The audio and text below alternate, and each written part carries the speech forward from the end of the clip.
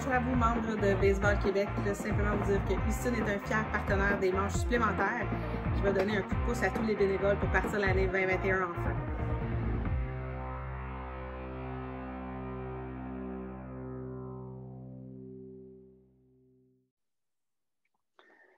Alors, bonsoir tout le monde. Ça fait extrêmement plaisir de vous retrouver dans le cadre des manches supplémentaires avec cette thématique cette semaine autour de la thématique qui est Oser 2020. Et on a un paquet d'invités fort intéressants à vous présenter dans le cadre de cette semaine-là. Et cette semaine, je vous amène complètement ailleurs. Donc, je sais que je m'adresse à des coachs de baseball, à des gens de baseball, etc. Mais aujourd'hui, je vous amène complètement dans un autre monde. On va traverser l'océan, on va se retrouver sur le vieux continent qu'on appelle. On va retrouver les cousins français. Et aujourd'hui, je vous amène justement dans le monde du soccer, ce qui, eux, appellent en France le football. Mais je vous amène complètement dans un univers complètement différent. Aujourd'hui, on a le plaisir d'avoir Ludovic Debrue, qui est responsable technique, qui va se présenter davantage également dans quelques secondes au niveau de la direction technique nationale de la Fédération française de football. Et avant d'aller plus loin, je dois vous expliquer un peu mes liens avec ces gens-là. Et vous allez comprendre le chandail, le maillot en même temps. On va vous expliquer la différence entre le mien et celui de Ludovic. Il y a une nuance très importante à avoir. Il y a déjà de ça, je pense, 4-5 ans, j'ai été invité par une collaboration avec l'Association canadienne des entraîneurs à partager un peu au niveau de la formation, au niveau de la préparation mentale avec les entraîneurs français de soccer football à Clairefontaine, qui est justement leur site d'entraînement national. Donc, une expérience pour moi fantastique où j'ai appris beaucoup de la conversation avec les entraîneurs et j'espère également qu'ils ont pu apprendre de mes enseignements. Arrive il y a 2 ans, je suis en conférence à Washington, une conférence qui s'appelle Play Summit, qui est organisée par l'Institut Aspen aux États-Unis. Et une des premières, j'étais là comme un des conférenciers, mais juste avant, il y avait d'autres présentations. Et je vois que Ludovic est un des présentateurs, nous parle justement de leur parcours. Évidemment, il faut se rappeler que la France sont champions du monde, de la dernière Coupe du Monde, et explique un peu qu'est-ce qu'ils ont fait au cours des dernières années par rapport à leur programme éducatif. C'est un peu ce qu'on va vous parler aujourd'hui, donc le développement des compétences de vie. Alors, tout de suite après, me connaissant, j'approche Ludovic, je dis, je suis intéressé à en savoir davantage. Est-ce qu'on peut aller prendre un repas ensemble puis essayer d'aller chercher le plus d'informations possible? Et Ludovic, avec sa grande générosité, a accepté justement de m'accompagner pour un bon repas à Washington et de participer à ce moment-là. Retour sur les maillots. Vous voyez sur mon maillot, j'ai une étoile pour un championnat du monde. Mon chandail, mon maillot est vieux. Vous regardez celui de Ludovic, 2 étoiles, donc plus récent, donc deux championnats du monde pour la France. Donc la différence, donc à travers le temps, j'imagine qu'on va en ajouter d'autres. J'espère qu'on va en ajouter d'autres. Alors Ludovic, merci de ta présence. Merci de vouloir prendre le temps de partager ton parcours, tes connaissances avec le monde du baseball québécois. Ce soir, bienvenue et je te laisse peut-être te présenter un petit peu davantage, savoir qu'est-ce que tu fais et partager aux gens un peu quel est ton rôle au sein de la Fédération et quelle est la mission de la Fédération au niveau international du même coup. Merci André. Bonsoir tout le monde. Donc Ludovic Debrue, je suis enchanté de pouvoir échanger avec vous, même si la période est particulière et on le fait à travers des écrans, mais ça nous permet quand même de continuer à échanger. C'est une toute petite planète, hein, vous verrez par rapport à mon activité finalement. Donc on a plusieurs années aussi, André collabore avec la FFF depuis un petit moment. Hein. Il y a des domaines où la FFF, où la France est toujours très intéressée de travailler. On est double champion du monde. On a été même, alors on est dans un autre sport, mais sur les 6 dernières Coupes du Monde, on est 3 fois en finale, ce qui est un résultat extraordinaire par rapport à en fait l'importance du sport en France. On parlera un peu du modèle et le plan éducatif en fera partie. C'est loin d'être évident pour un pays comme la France d'être performant en sport, puisque justement, le sport n'est pas très reconnu en tant que valeur éducative. D'où l'idée de montrer aussi à travers ce programme tout ce que peut amener des valeurs éducatives. Voilà. J'en parlerai un petit peu dans le modèle. Alors après, très rapidement sur mon parcours, bon, j'ai été joueur professionnel il y a très longtemps, hein. Il y a prescription, les faits sont prescrits, comme on dit. Dans les années 80, j'ai joué en première division, deuxième division. Et après 4-5 ans, reconversion avec le syndicat des joueurs dans un premier temps, puis dans d'autres domaines, j'ai intégré la fédération pour la Coupe du Monde 98 qui était organisée. Voilà, c'était mon idée. Et je vous le fais en version très rapide, mais sur les 20 dernières années, j'ai très souvent représenté les DTN dans leurs différents métiers, hein, puisque j'avais un parcours foot. J'ai beaucoup travaillé sur les centres de formation, les académies professionnelles, les audits, les conseils. Et depuis 3 ans, je travaille surtout à l'international. Voilà. Alors, assez rapidement, donc ma fonction, en fait, elle est de représenter le directeur technique national à l'international. J'ai dit 2 fois international, c'est pas grave. Et aussi avec tout ce qui est ministériel, ligue professionnelle, institutionnelle. Mais depuis 4 ans, on va dire depuis 4 ans, c'est essentiellement international. Donc je fais, et je vais faire un tout petit éclairage et puis rentrer dans le vif du sujet. Mais voilà, on a toujours eu des demandes en fait, et on a toujours fait un peu au fil de l'eau. Et depuis 4 ans, la fédération a décidé de s'organiser elle-même, et notamment la direction technique, pour y répondre. Alors ça a été très intéressant parce qu'en fait, ça nous a permis de découvrir que notre modèle est très, très particulier. Ça nous a beaucoup appris sur ce qui se fait dans le monde et on en est très intéressé. Il y a toujours des choses à apprendre. Et puis, ça nous a beaucoup renseigné sur notre modèle. Donc, je terminerai juste cette petite phrase avant de rentrer vraiment dans le vif du sujet. Mais on est très intéressé dans le fait de pouvoir présenter ou prendre de l'information sur un autre sport que le nôtre, avec d'autres problématiques que le nôtre, mais finalement, beaucoup de choses en commun. Voilà. Donc, ce que je voudrais vous montrer, en fait, c'est vous donner juste une toute petite idée de notre modèle. Qu'est-ce que ça veut dire, hein, le modèle français, voilà, et où se situe, en fait, ce programme. Je rentrerai un peu après dans le programme, et puis après, on fait en stéréo avec André pour un peu les questions et les réponses. Alors, je vais commencer, en fait, par deux, 3 diapositives. Je commence toujours par celle-là. Vous allez un peu comprendre pourquoi. Je vais partager mon écran. Et donc, c'est celle-ci. Alors,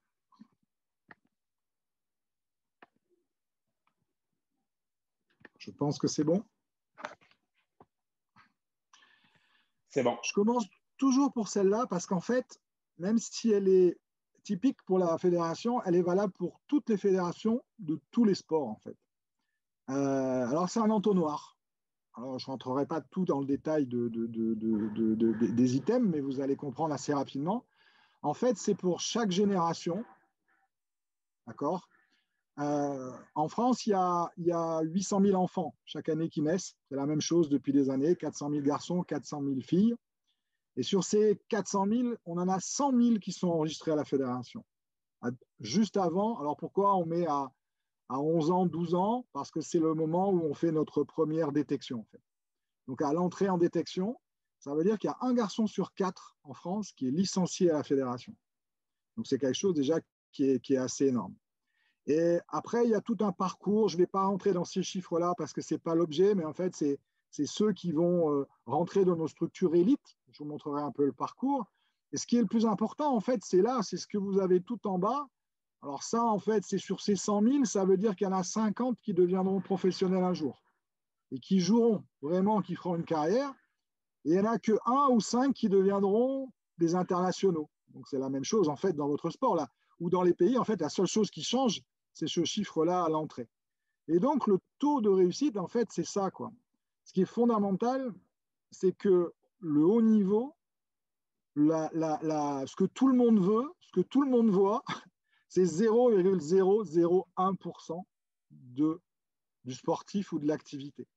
Donc, ça vous donne une idée de la place de l'éducatif, en fait. L'éducatif, c'est tout le reste, en fait. C'est toute la cible. Toute la cible devrait concerner les autres.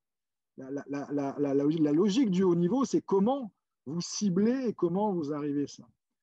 On commence toujours par celle-là parce qu'elle est applicable, on pense, partout. Il vous suffit d'avoir, vous, vos chiffres-là quand vous avez fait ça, quel que soit le sport, et vous regardez, c'est la même chose. En fait, le très, très haut niveau, et en plus, parmi ceux-là, il y a le top du top. Il y a le 0,0000 que tout le monde cherche, okay, que tous les parents vous diront, c'est mon fils, quoi, etc. etc. Voilà. Donc ça permet quand même de fixer les nombres.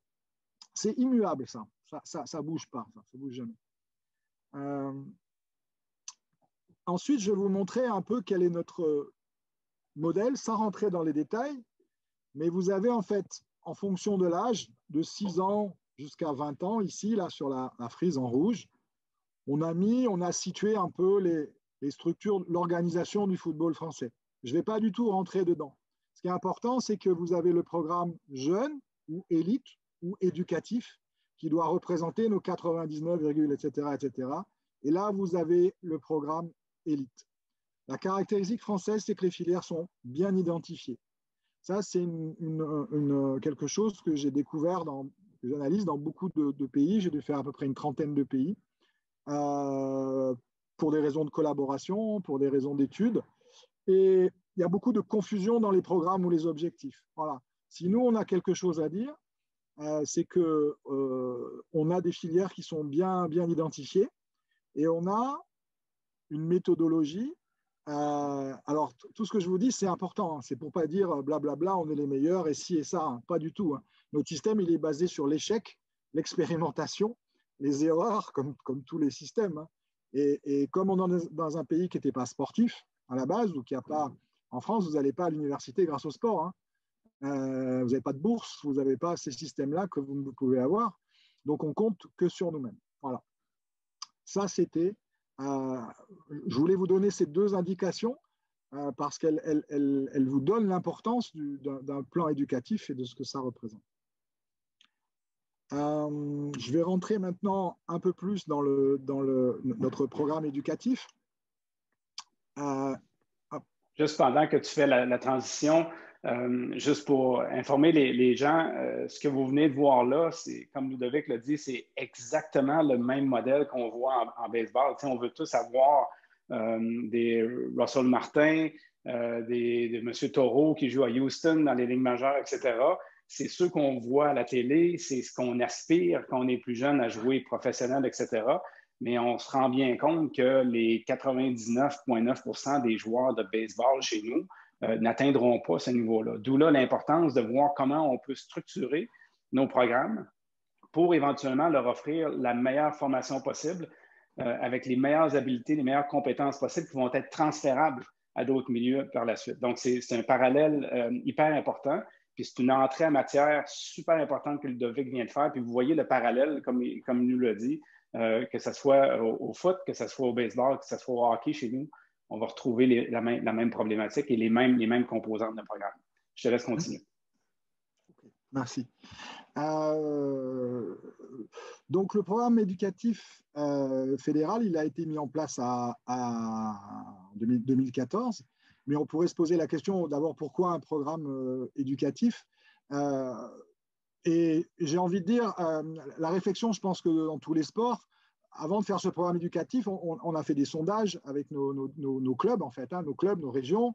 On leur a fait des questionnaires, c'est quoi votre projet, qu'est-ce que vous voulez? Et les réponses, c'était, nous en France, il y a un système assez pyramidal.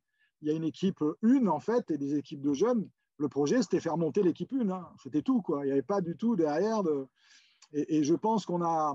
là, c'est un avis tout à fait personnel, mais je pense que la phrase la plus idiote qu'on peut entendre en sport, c'est ce match-là, on va le gagner, quoi. Bah, oui, la semaine prochaine, on ne va pas perdre. Donc, on a l'idée OK, on veut gagner, tout le monde veut être premier, ça, c'est un fait, mais est-ce que, juste en se le disant, on y arrive? Ou est-ce qu'il y a autre chose? Voilà. Ce n'était pas aussi évident que ça pour nous. Pourquoi? Parce que il y a un système de compétition parallèle, d'accord? Il y a tout un tas, il y a un écosystème aussi dont on dépend. Et je vais introduire en fait une notion, de comment nous on conçoit les projets ou les problèmes. On le fait de manière globale. En fait, on considère qu'il y a le jeu qui est central, le jeu, le joueur, la situation, ce qui fait l'essence du sport. Pour ça, il faut avoir une vision. Et en fait, tout est lié. Tout est lié autour. La réglementation, le format des compétitions, tout est lié en fait. Donc, si on aborde une des parties, on touche forcément à tous les autres. Alors, ça peut sembler très français, mais je pense que c'est des choses qui vous parlent. Mais dans d'autres pays, ça ne leur parle pas du tout. Mais pas du tout. Moi, André était témoin, mais quand j'explique des fois chez vos voisins que pour devenir international en France, on paye 100 $ par an sur un terrain payé par une municipalité, et c'est la planète Mars, quoi. Ils ne vont pas comprendre forcément notre modèle. Donc, quand on dit quelque chose qui est global, tout le monde veut faire de la compète, mais pourtant, vous partez toujours de l'éducatif. À partir du moment où qu'on le veuille ou non, qu'on ait un entraîneur le moins ouvert possible et imaginable, de toute façon, l'éducatif va s'imposer à lui.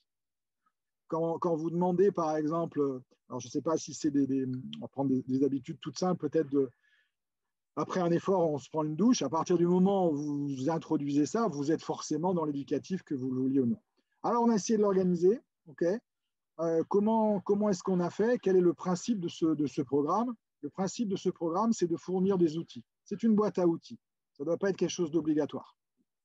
On doit inciter les clubs, les régions. Alors nous, on appelle ça les ligues, mais vous avez la même chose. On a un échelon en dessous qui est département, c'est la même chose, mais on va partir sur l'incitation. C'est une boîte à outils. On sait que c'est des actions régulières et dans la durée. Alors, on estime à peu près, quand on lance une action de cette ampleur, ça nous prend 2 ans, 3 ans, 4 ans des fois, quand on fait un gros changement comme ça. Donc, il y a forcément, il y a toujours des résistances au changement. J'ai anticipé un peu une de tes questions. Voilà. Mais ces grands principes, ils sont là. Le point de départ, c'est les valeurs. C'est les valeurs de la fédération. Alors, les valeurs de la fédération, en fait, c'est le système prêt, alors plaisir, respect, engagement, tolérance, solidarité, mais chacun peut avoir ses valeurs. On met en place des collaborations avec beaucoup de pays africains, je suis en charge de ça, et à chaque fois, on va faire un plan éducatif adapté aux valeurs de chaque pays. Voilà, ça c'est clair et net. Donc, on a des valeurs, et en fonction de ces valeurs de respect, de plaisir, on a des règles. Mais les règles, c'est plutôt des outils. Et les outils sont 3 règles de vie et 3 règles de jeu. Et là, encore une fois, par rapport à ses propres impératifs, quoi. Là-dessus, il y a quand même un élément à prendre en compte, c'est que le foot, donc les clubs de foot sont le 3e lieu éducatif en France, après la famille et après l'école. Donc, vu le volume, enfin forcément, puisqu'on a 100 000 joueurs par tranche d'âge chez les jeunes, jusqu'à 13 ans, 14 ans, c'est le troisième lieu éducatif. Donc, même dans un pays où face à des interlocuteurs qui ne seraient pas intéressés ou qui seraient anti-football ou même anti-sport, tout de suite, par ce biais de l'éducatif, va ouvrir des portes.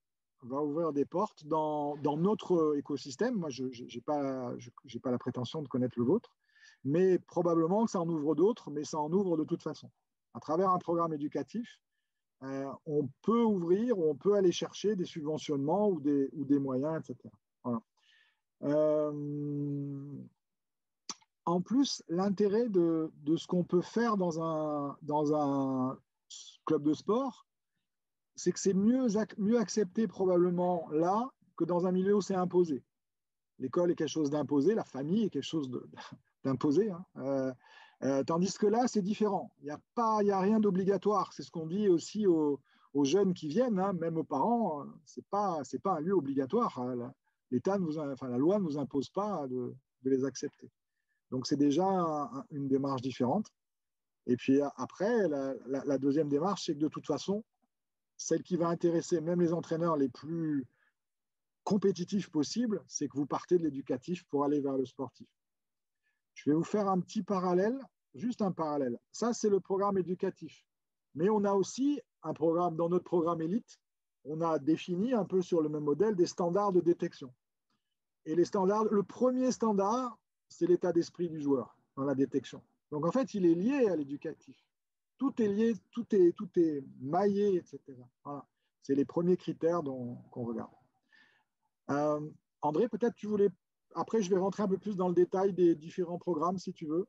Oui, oui, tout à fait. Mais tu as mentionné une chose intéressante, que ce n'était pas imposé à l'ensemble des entraîneurs, des intervenants, etc. Mais la question, évidemment, que j'ai comme deux questions. Est-ce que vous avez eu de la résistance dans l'implantation d'un programme comme celui-là? Et en sous-question, jusqu'à quel point il est utilisé s'il n'est pas imposé? Alors, ce qui le favorise, en fait, c'est le fait que ça soit une boîte à outils et qu'elle répond à beaucoup d'interrogations d'un entraîneur, notamment quelqu'un qui aurait reçu peu de formation, parce que c'est compliqué vu au volume d'entraîneurs. Alors, on a un système qui va vraiment au plus proche du terrain, mais un entraîneur, il a toujours besoin d'informations, d'outils. Il sera toujours preneur par rapport à ça. En plus, c'est des choses qui sont très simples à mettre en place. Il ne faut pas que ça soit contraignant. Donc, on n'a pas de... La seule difficulté est la circulation de l'information, le fait de diffuser le programme. Alors, on a nos organes administratifs et politiques, en fait, les ligues, les régions, mais aussi on a aussi des conseillers techniques régionaux en région. Donc, il y a tout un travail régulier qui est pris en place. Donc, c'est pas quelque chose c'est plutôt quelque chose qui a été bien accepté. On a 5500 clubs qui sont inscrits dans le programme. Donc, 5500, il y en a à peu près 11 000 en France. D'accord ? Sur les 11 000, il y a des clubs qui ont très peu de licenciés. Alors, ce qu'on va appeler... Alors, les mots, les concepts, les traductions, j'ai appris ça à l'international. C'est pas forcément évident. Alors, qu'est-ce que ça veut dire un club ? Qui est un mot déjà qui est à l'origine anglais, okay, qui a déjà une signification en anglais et pas le même, etc. Il y en a plein comme ça qui nous ont trompés. En fait, ça veut dire, c'est une structure où on va avoir une équipe de U6 à senior. Et on va avoir peut-être en région 200 licenciés dans toutes les catégories d'âge. Et quand on arrive dans les grosses villes, on a 1000 licenciés. Et ça représente au moins un par commune. Vous avez au moins un par commune. Voilà. C'est à peu près ces choses-là. Donc, on représente au moins la moitié se sont inscrits dedans. Donc, est-ce que je me trompe en disant que le fait de créer une boîte à outils qui est si bien développée, parce que j'ai eu la chance de parcourir cette boîte à outils-là, qui a des exercices reliés à des thèmes comme, je sais qu'on va en parler dans quelques minutes, là, comme l'environnement, la santé, etc. Donc, le fait de créer cette boîte à outils-là fait en sorte qu'on a les entraîneurs, les clubs n'ont pas de raison pour ne pas l'implanter parce qu'ils ont tous les outils possibles pour le faire sans vraiment devoir se creuser la tête. Exactement. Et puis, on leur donne aussi des outils. Alors, ça va même jusqu'au modèle de courrier. Alors, on va très loin dans les détails, mais des fois, il faut bien penser qu'on a affaire à des bénévoles, nous, dans notre système. Mais ça serait quelqu'un qui serait dans un système privé ou privatisé, c'est la même chose. Il a besoin d'aide et de soutien. Les modèles sont différents, mais ça reste la même chose, sincèrement. Oui, oui. Et je pense également aux parents aussi qui inscrit son enfant, que ce soit en foot, en volleyball, en baseball, peu importe le sport, et qui peut constater que la fédération s'intéresse à l'éducation de l'enfant à l'extérieur des habiletés techniques, tactiques du sport. Ben, j'imagine en même temps que c'est très attirant pour le parent. Oui, et les parents sont une cible alors vraiment un programme éducatif, un référent du programme éducatif, un référent qui est invité à des réunions de secteur. Alors en France, on va dire secteur, c'est vraiment très très proche de chez lui. Il n'a pas à aller très loin. On va demander, même il y a une opération carton vert qui favorise le fair play, qui peut être animée par un parent. D'accord ? Donc, et souvent sur les petites catégories, on n'a pas de souci sur l'implication. On a des parents, même s'ils viennent dans une logique peut-être différente par rapport à chez vous. Ça renforce l'idée ça, il y a une valeur ajoutée en fait pour la structure qui le fait, parce qu'il montre justement. Et souvent, les clubs, même les tout petits clubs, ce qu'ils font, ils affichent au-dessus de leur clubhouse label FFF, plan éducatif. Et on ne s'y attendait pas, hein, forcément, mais on a remarqué, c'est un truc tout simple, hein, vous faites un tout petit moteur de recherche, je ne fais pas de publicité pour l'un ou l'autre, vous tapez plan éducatif et vous allez voir tout un tas de petites villes françaises de patelins, hein, qui ont mis leur opération, c'est sur le site de leur club, etc. Voilà. C'est super. Ben, écoute, je pense qu'on est dans le bon moment de plonger un petit peu plus loin pour exposer aux gens un peu en quoi ça consiste, quels sont les grands piliers, les fondements de ce programme-là pour qu'on puisse peut-être s'en inspirer. Je sais que les gens de la Fédération au Québec sont très intéressés par ce concept-là d'habilité, de compétences de vie. Donc je t'invite maintenant à peut-être décrire un petit peu plus en détail, à savoir, bon, on parle de quoi? On parle de programme éducatif, on a un peu le contexte dans lequel il s'inscrit, mais si on rentre au cœur du programme, quels sont les grands éléments importants qu'on peut regarder? OK. Donc, on reste donc sur des actions sur la durée, peu contraignantes, très simples, d'accord, à mettre en place. Donc, on va directement montrer des exemples en fait, de fiches. Hein. On a des fiches pédagogiques, des fiches références en fait, mais ça va être plus simple. Je vais vous montrer tout de suite. Hop là, on va rebasculer là-dessus. Donc, on a nos valeurs, nos 3 valeurs, règles de vie, santé, engagement citoyen, environnement, 3 règles de jeu, fair play, règles du jeu et arbitrage, et culture foot. Alors, on va... Attendez. Voilà, pardon. Donc, on a comme un classeur, en fait, donc on a, à partir du moment où le club, la structure s'est engagée dans le programme éducatif, un référent, on va lui fournir des classeurs, on va lui fournir des éléments, on va lui donner une information. Il va y avoir des fiches pédagogiques, en fait, et puis des fiches de référence. Alors, on va rentrer, on va vous donner un peu une indication, mais à chaque fois, ce sont des outils.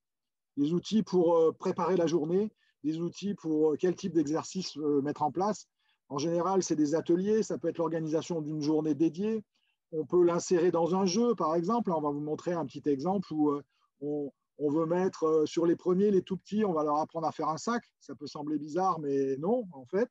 Comment on fait son sac? On fait un exercice dans lequel on va introduire ça. Mais on peut avoir un atelier qui est en dehors du terrain, okay, où il va être tenu par des parents ou des joueurs et on va accueillir des gens à la journée. En fait, c'est sur ces principes-là. Donc, on a les deux là. Et on a l'opération carton vert. Hein, il y a quelques programmes annexes. Mais celui-là, surtout, on regardera qu'est-ce que ça veut dire.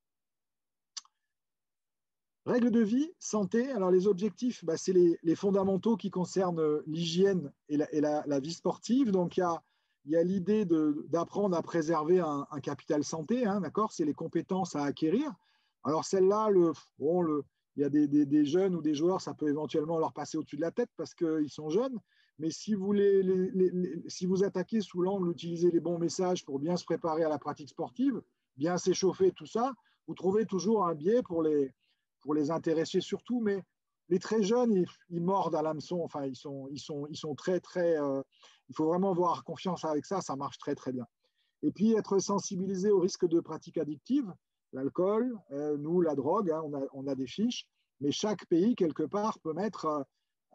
nous, après, on a un thème numéro 2 qui est l'engagement citoyen, la citoyenneté. C'est quelque chose qui est important pour nous. Mais quand je suis dans d'autres pays, j'étais notamment dans beaucoup de pays africains qui ont été en guerre très, très, très longtemps et très durement, la citoyenneté peut prendre une valeur totalement différente et c'est vraiment quelque chose qu'on pousserait à faire. Et puis l'environnement, c'est peut-être quelque chose plutôt de pays plus aisés, comme le vôtre, comme le nôtre. Mais il y a débat, enfin, tout est possible. Voilà. Donc on va avoir toujours des objectifs, des compétences à atteindre, des outils pour le mettre en place, des fiches, on va regarder ça. Dès que tu as une question, André, ou tu me... J'en ai une, puis je pense que les gens se posent peut-être la même question. Là, ce que tu nous dis, là, c'est que à l'intérieur d'un programme de foot dans une région de la France, l'entraîneur, à un certain moment donné, risque de parler de santé, d'environnement, de politesse envers les adultes, etc. Ça fait vraiment partie du programme, ça. Là. Comme je vous disais aux gens qui nous écoutent, là, on est complètement ailleurs là, parce qu'on n'a pas ça chez nous. Là. Ah oui, alors ça, Ouais. alors on va commencer, je vais juste avancer un tout petit peu et je vais vous montrer par quoi on commence. En fait, on commence par ça. Alors, je ne sais pas si tu vois, mais là, c'est par année, en fait. Septembre, octobre, novembre, décembre, etc. Et là, tu es chez les plus jeunes, donc il y a à faire son sac et saluer les personnes de son environnement. Ça, si tu viens dans un club en France, c'est pour ça qu'il faut faire attention aux idées reçues qu'on peut avoir, y compris même en France. Tu vas dans un club, tu es donc dans ce que j'appelle un club. Donc en fait, tu es autour du terrain, tu as des jeunes qui s'entraînent, des petits de cet âge-là. Si tu es sur le chemin du vestiaire, tout le monde te serre la main. Tu serres la main à tous les gens qui sont présents. Alors maintenant, avec le Covid, évidemment, ça malheureusement, ça a disparu. Et je voulais justement mettre en avant cet exemple. Pourquoi? On a beaucoup de mal à expliquer notre modèle. D'accord? On reçoit beaucoup de pays étrangers. Alors, toi, tu le connais très bien. Et par exemple, ce qu'on fait maintenant avec des entraîneurs d'autres pays comme l'Asie, le Japon, par exemple, on les emmène sur des terrains, sur des clubs amateurs. Et quand ils reviennent, ils disent, mais c'est structuré, tout le monde est poli. Bah oui, ils s'attendaient, je ne sais pas trop à quoi, mais c'est les premières choses qu'on fait, en fait. Voilà. Et ça, les entraîneurs, vous n'avez aucun mal à les convaincre que ça les aidera par la suite, quoi. Voilà. On doit saluer son entourage. Ouais. Et si je fais un parallèle, parce que c'était une de mes questions pour plus tard, mais je pense qu'elle est appropriée maintenant. Donc, j'imagine que le jeune garçon ou la jeune fille qui passe au travers de cette feuille de route éducative-là, à travers les différents groupes d'âge, U6, U9 jusqu'à U19 et éventuellement jusqu'à peut-être l'équipe de France, j'imagine que l'objectif est de faire en sorte que le joueur qui arrive ou la joueuse qui arrive avec l'équipe de France puisse peut-être mieux représenter le pays, la fédération avec un bagage de connaissances, de compétences de vie qui vont faire en sorte que cette personne-là va peut-être mieux se comporter ou va avoir plus éduqué par rapport à ces éléments-là dont tu as mentionné.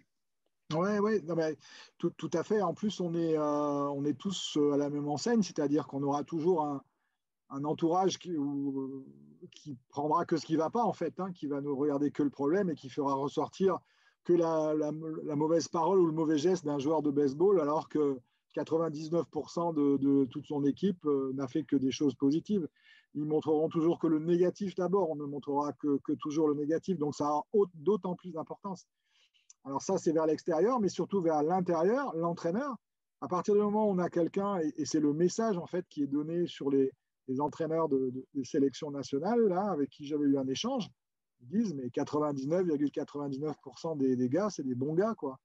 Ils sont arrivés, c'est des gars structurés, enfin, qui savent se comporter dans un groupe, mais c'est parce qu'ils ont fait ce parcours-là avant, quoi. C'est obligatoire. On part de l'éducatif pour aller vers le sportif et forcément après vers le haut niveau. Ça, je pense que c'est majeur comme message pour les gens qui nous écoutent ce soir. Comme message à se rappeler de la conversation qu'on a présentement, c'est exactement ce que Ludovic vient de nous dire. Donc, c'est tous les compétences les compétences transversales qui font en sorte qu'on peut avoir un groupe d'athlètes qui non seulement ont des habiletés techniques et tactiques à produire sur le terrain, mais ils ont le bagage nécessaire pour bien fonctionner dans la vie également. Donc, ça, c'est majeur comme commentaire. Ouais. Je vais essayer de faire une transposition, en fait, toujours un peu avec le haut niveau, mais comment est-ce qu'on évaluerait, par exemple, le potentiel de quelqu'un qui veut aller vers le haut niveau, d'accord? Puisque c'est ce que tout le monde veut, en fait, en général. Comment est-ce qu'on pourrait l'évaluer d'un point de vue éducatif? Quels sont les signaux que ça nous donne? Ce qu'on regarde dans les détections, mais c'est probablement, et ça serait intéressant de voir comment vous pouvez le faire en baseball, mais nous, on regarde comment le joueur se replace. En fait, il y a eu un échec, un partenaire a fait une erreur. Comment réagit celui qui est à côté, qui est très fort, qui a fait 3 trucs extraordinaires, mais comment il se replace, quelle est sa réaction? Et ça avec le temps, même pas avec le temps, avec l'expérimentation, c'est ce qu'on regarde en premier, quoi. Enfin, c'est ce que regardent les évaluateurs. Ils vont regarder sa réaction et comment il se comporte. Et ça, s'il n'a pas fait ce travail-là avant, il ne le fera pas après, quoi. Hein. Ça, c'est sûr et certain. Il y a un âge où ça devient plus compliqué. Donc, je vois des liens, puis c'est important ce que tu as dit aussi. Donc, je vois des liens entre le programme éducatif, la détection de talent, l'évaluation du talent, pour justement d'établir ces liens-là qui font que non seulement on a un programme éducatif qu'on tente d'implanter, mais ça fait partie de notre ADN comme organisation également, parce que c'est des valeurs à lesquelles on croit. Ça, c'est vraiment important également. Oui, tout à fait. Alors, je vais revenir juste un tout petit peu. On va regarder sur les règles de jeu. Hein. Bon, fair play, je pense que c'est quelque chose qui est commun à tous les sports. Hein. On pourrait dire ça ne sert à rien, mais non. Parce que ça concourt à beaucoup de choses. Et puis, c'est l'essence même du sport. Hein. Sinon, ça a moins de valeur. Il ne faut pas être naïf non plus. Ça permet de donner une bonne image. Ça permet d'aller chercher des ressources extérieures aussi. Hein. Il faut être capable de raisonner comme ça. Ça me semble totalement logique qu'on s'associe à quelque chose qui soit fair play, quoi. C'est des valeurs positives. Les règles du jeu et l'arbitrage, c'est important aussi, forcément, parce qu'il ne faut pas qu'on sépare les joueurs des arbitres jeunes. Hein. Les jeunes participent à l'arbitrage dans les matchs de plus jeunes, hein, d'accord.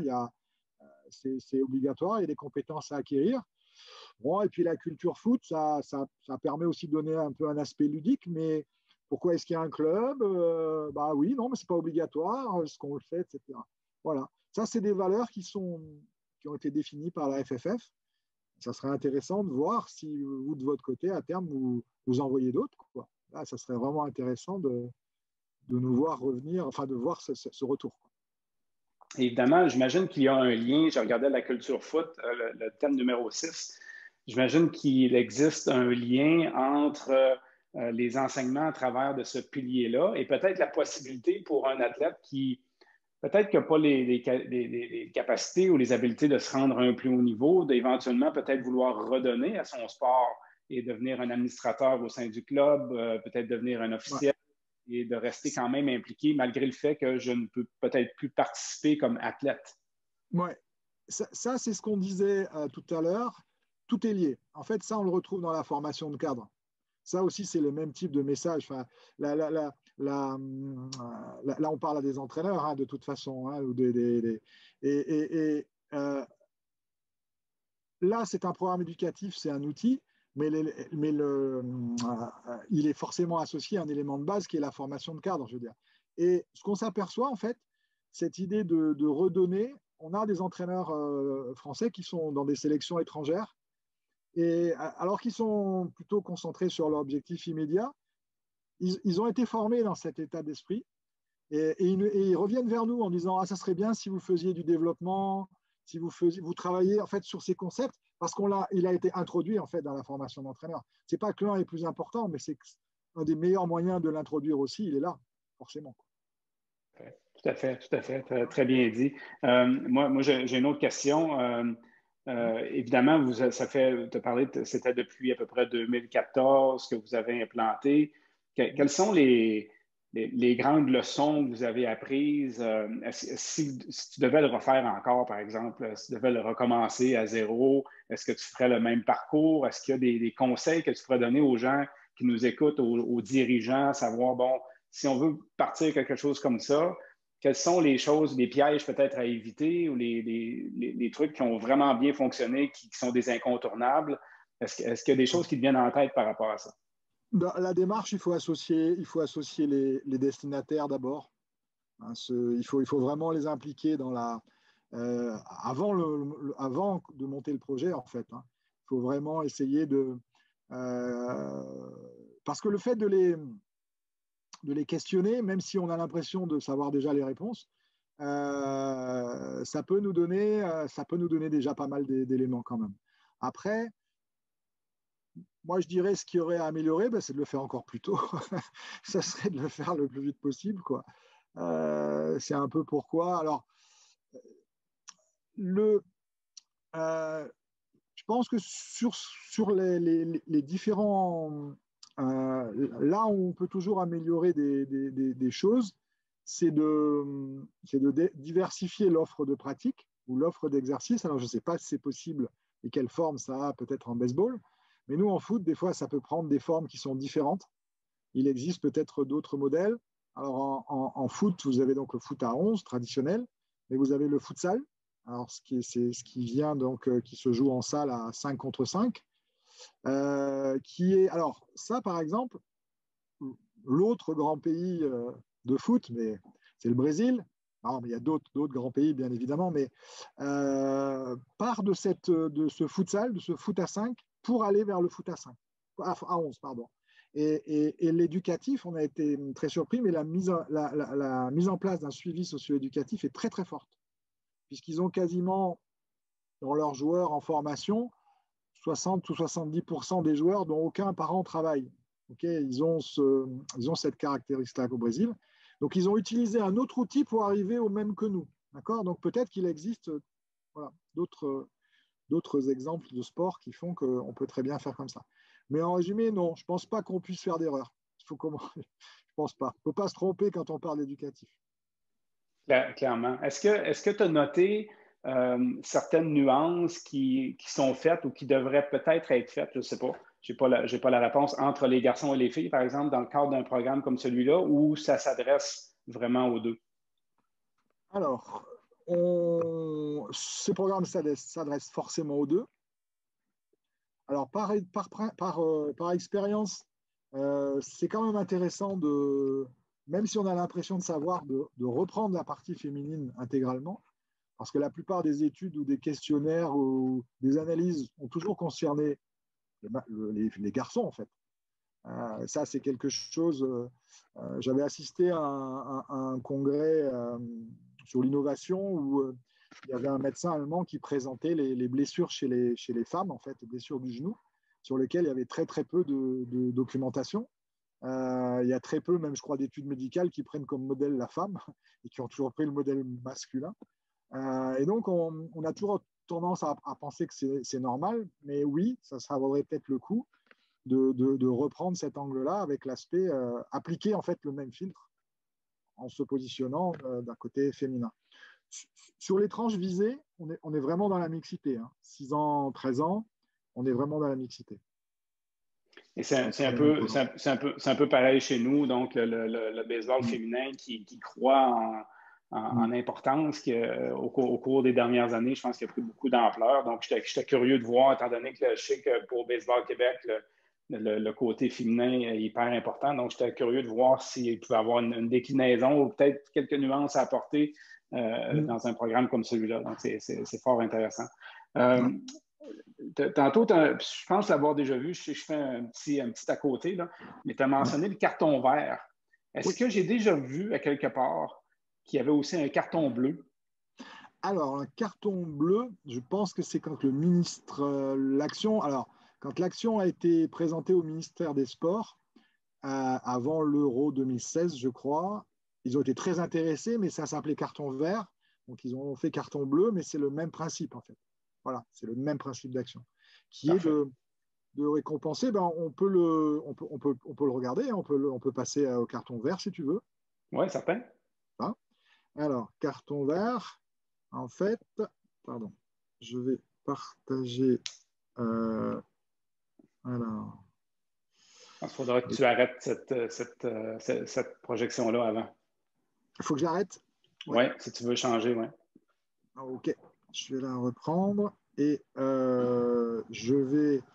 Oh, en fait, c'est juste un support. Je vais le faire sans support. Le support n'est pas capital, mais on trouve la référence sur Internet très facilement. Vous faites carton vert, FFF, et vous verrez. Mais alors, le principe du carton vert, c'est récompenser un geste ou plusieurs gestes qui correspondent aux valeurs de la FFF et notamment du fair play, et qui est décerné à l'issue d'un match de jeunes, par exemple, de U15, et qui doit récompenser chez l'adversaire et de mettre en valeur un geste un geste fair play, un geste...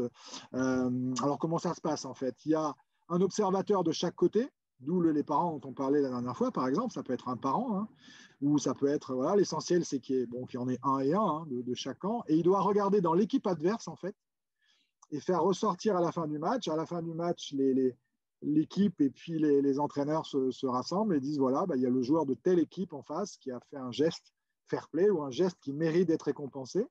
Donc, tout le monde est rassemblé au milieu du terrain et en fait, il y a un joueur de l'équipe qui va donner un carton vert en fait à l'équipe adverse. Il va récompenser en fait un joueur et de chaque côté. Et on a un système aussi, nous, de feuilles de match informatisées, même au plus petit niveau, en fait. Même on a distribué des tablettes dans tous les clubs. Et de toute façon, c'est des applications. Hein, maintenant, tout se fait en ligne, hein, de toute façon. Et ils saisissent, en fait, le carton vert et le nom du carton vert dans les... Il peut y avoir des récompenses. Mais c'est quelque chose de fort, en fait, parce qu'on est après le match. Hein. Le match a peut-être été tendu, hein, ça arrive. Hein, et on va récompenser, valoriser. Et puis le joueur, en fait, le nom est marqué sur le carton et il le ramène chez lui. C'est comme ça, on ne met pas en valeur, en fait, forcément le joueur qui a bien joué. Mais donc, il y a quelque chose d'assez fort, je trouve, moi, sur ce programme. Tout à fait. Et un lien direct avec le programme éducatif dont tu nous as décrit ce soir. C'est fort intéressant. Pour les gens, on arrive à la conclusion. Ça fait presque déjà 1 heure qu'on discute, qu'on converse ensemble. On pourrait continuer encore longtemps. Pour les gens qui nous écoutent, est-ce qu'il y a des trucs qu'on peut retrouver en ligne par rapport à ce programme éducatif-là sur le site de la Fédération ou peu importe? Est-ce qu'il y a plus d'informations qu'on peut trouver? Oui, c'est document ouvert. Hein. Donc, comme tous, ce sont des outils mis à disposition de nos clubs, ils sont ouverts. En fait, il faut aller sur le site de la FFF hein, et vous regardez, il y a on peut peut-être le montrer, non? Peut-être, ce serait peut-être plus simple. Certain. C'est pas, hop là. Alors, il faut que je le partage. Hein. Attends, je vais le chercher d'un côté. En même temps, je vais leur montrer. En fait, ils trouveront aussi sur le site d'autres documents qui vont permettre. Voilà. Vous arrivez, je partage mon écran. En fait, je voulais juste donner une dernière précision qui est simple, c'est comment ça se matérialise, par exemple, sur un terrain, comment on organise une rencontre, en fait, de U9. Alors, U9, ça peut être à l'intérieur du club. En fait, sur un même terrain, on est capable de mettre 60, 70, 80 joueurs et on fait des ateliers. On fait des ateliers de jeu, de 3-3, de 4-4, de 5-5. On fait des ateliers techniques et on fait un atelier éducatif. On peut mettre en place cet atelier éducatif sur le terrain. Pour ça, vous allez trouver... Alors, où est-ce qu'il faut aller déjà? Vous allez trouver ça aussi sur le site. On va regarder... on est en direct. Hein. Voilà. Foot amateur. À foot amateur, vous avez programme éducatif. Donc, si vous venez là, c'est ouvert. Vous allez pouvoir télécharger ce que je vous ai montré, mais il y en a encore plus. Vous aurez toutes les fiches, ça sera encore plus simple. Vous avez un petit film, regardez-le, c'est marrant, il est bien, et vous allez avoir tout ce qui est expliquant. Voilà, le nouveau, il est là, vous allez tout trouver, d'accord? Ensuite, ce que je vous engage à faire, c'est regarder maintenant, vous avez aussi les fiches pratiques, là, d'accord? Donc, vous allez trouver des outils, alors ça, c'est des fiches pratiques pour aider le club. En fait, vous enlevez football, hein, et vous appliquez, vous verrez, vous allez trouver des éléments.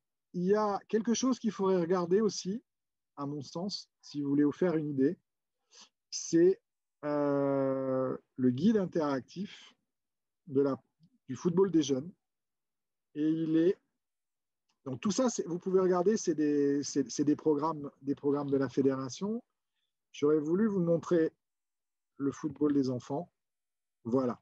Ça, c'est un outil qui est intéressant. Vous allez avoir comment organiser une activité à l'échelle d'un club. C'est des PDF. On dit la même chose. Hein. PDF, bah oui, forcément, parce que c'est le format. Et vous allez pouvoir... Alors, c'est rigolo, vous regarderez le petit film, mais ça, les 2 premières minutes. En fait, c'est un outil qui va... je vais vous montrer la version téléchargée, pardon, ça va aller plus simple. Et après, on sera bon. Et ça, je vous encourage. En fait, c'est tout organiser le football des jeunes. Voilà. Hop. Mince. Hop, voilà, pardon. Si on est sur les U10 ou les U11, vous aurez tout pour déployer une activité à l'échelle d'un club de U10 ou U11. Vous avez le calendrier, le menu de la saison. En fait, vous allez avoir tout ce qui va vous permettre d'organiser votre saison, mais vous allez tout avoir en fait. Vous allez avoir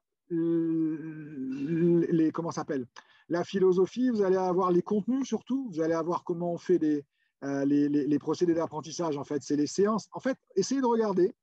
Le programme éducatif est celui-là et je pense que ça vaut le coup. Voilà.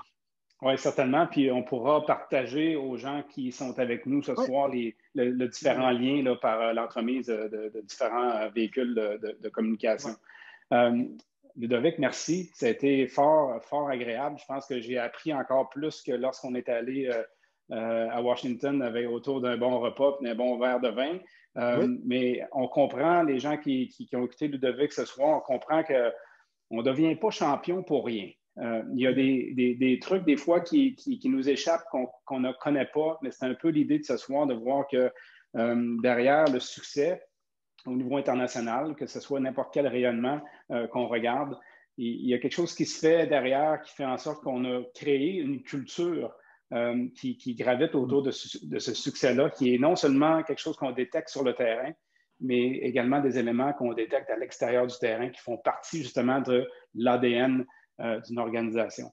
Je te remercie beaucoup, puis au nom de tous les gens de baseball ce soir qui nous ont écoutés, j'espère qu'ils sont comme moi, qui sont super excités à savoir qu'est-ce qu'on pourrait voler comme idée aux Français, l'adapter à la réalité du baseball québécois pour faire de notre expérience sportive dans le baseball encore une expérience encore meilleure.